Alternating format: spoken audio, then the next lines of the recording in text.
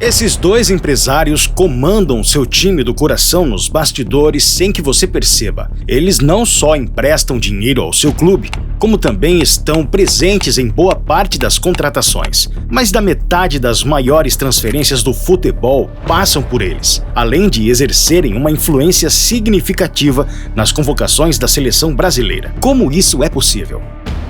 Hoje, esses dois agentes controlam nada menos que 50% das maiores transferências de jogadores para o exterior. Eles não só mudaram o jogo, mas praticamente reescreveram as regras do futebol. Para você ter uma ideia, esses dois empresários estão com inacreditáveis 300 milhões em dívidas a receber de transações de jogadores de diversos clubes brasileiros. A lista de times com pendências é extensa, com mais de 10 clubes envolvidos. Apenas o Flamengo não deve nada a eles. E não para por aí. Com tantas dívidas em jogo, surgiram até boatos de que esses agentes poderiam ter certo poder de influenciar clubes, colocando jogadores desconhecidos ou em má fase nos times para valorizar seus atletas, como uma moeda de troca. Mas Cury negou ter esse poder. Dois amigos que se conhecem desde os 9 anos e uma ideia ousada: pegar jovens jogadores desconhecidos e colocá-los em mercados alternativos da Europa. O plano? Transformar esses talentos em estrelas nos times menores.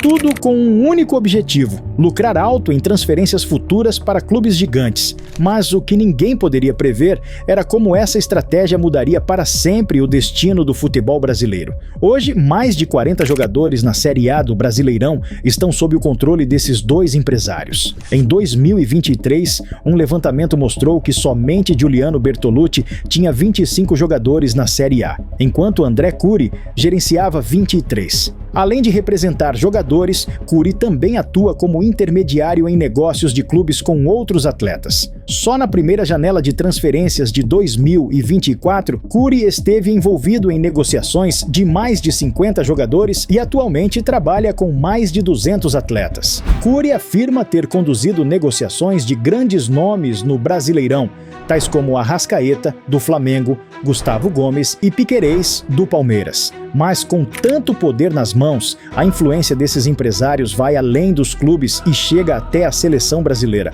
muitas vezes sem que você sequer perceba. Por exemplo, foi Bertolucci quem arranjou o contrato de Fernando Diniz com o Fluminense, e depois ele mesmo intermediou a negociação para que Diniz assumisse a seleção brasileira. Para você ver a forte presença na seleção, em uma das convocações de Diniz, 7 dos 23 jogadores convocados eram agenciados por Giuliano Bertolucci, além do próprio técnico. Um dos nomes mais polêmicos da lista foi Matheus Cunha, convocado mesmo com apenas 3 gols em 41 partidas. Um detalhe que pode fazer você refletir sobre como são feitas as escolhas na seleção, especialmente considerando o histórico controverso da CBF. Com todo esse poder nas mãos desses agentes, surgem também grandes controvérsias. Giuliano Bertolucci, por exemplo, já foi acusado de cometer crimes na transferência do atacante Pedrinho para o Benfica. O Ministério Público de Portugal denunciou Luís Felipe Vieira, ex-presidente do Benfica,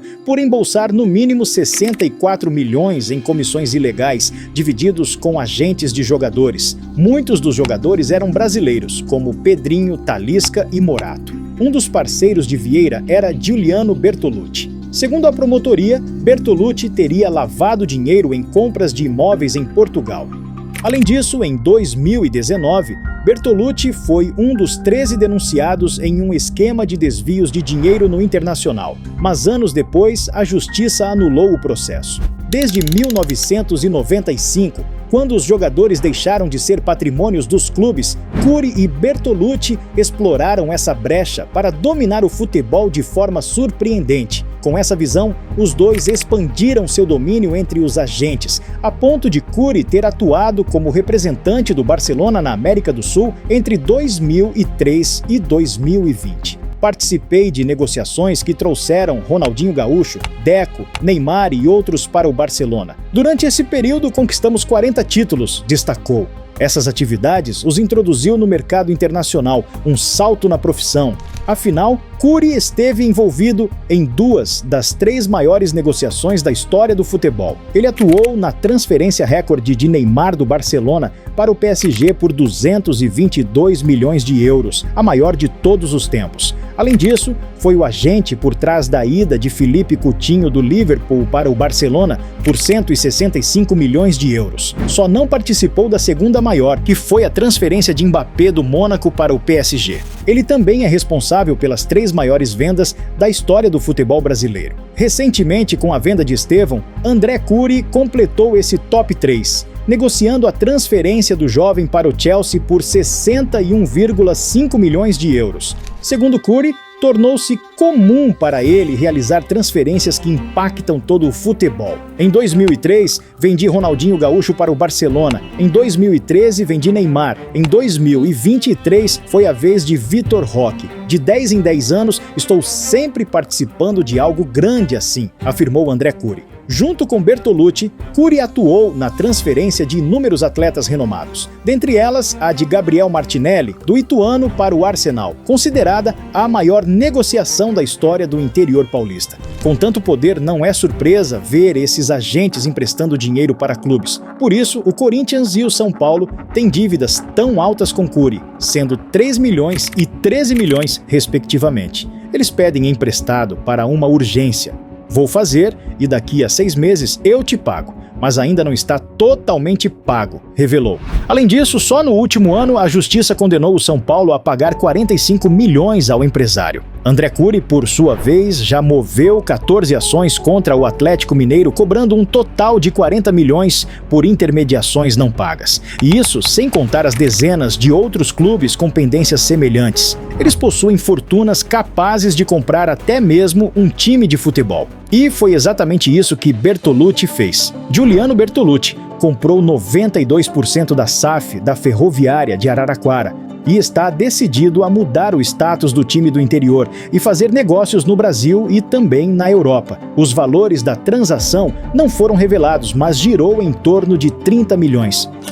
Segundo o empresário Will Dantas, Giuliano Bertolucci faturou 484 milhões de euros apenas no segundo semestre de 2023. Isso é mais de 4 bilhões de reais. A empresa dele, eu acho que no segundo semestre do ano passado, faturou 684 milhões de euros. Dinheiro nunca foi um problema para ele, já que é herdeiro da Lorenzetti, uma marca icônica de chuveiros no Brasil, com faturamento anual acima de 2 bilhões de reais. Isso só reforça que o futebol vai muito além do que vemos em campo. Tem muita coisa oculta, assim como alguns mistérios envolvendo empresários por trás de convocações na seleção brasileira. Um exemplo disso foi revelado por um outro empresário, Wagner Ribeiro, que em entrevista afirmou já ter ouvido falar de pagamentos para que um jogador de um clube renomado no Brasil fosse convocado. Você pode conferir os detalhes desse esquema clicando no card que está aparecendo acima ou no vídeo à direita da tela. E agora, me conte, o que você acha desse poder concentrado nas mãos desses agentes? Eu preciso ouvir sua opinião. Deixe seu like e se inscreva no canal também para que possamos continuar desvendando tudo isso juntos.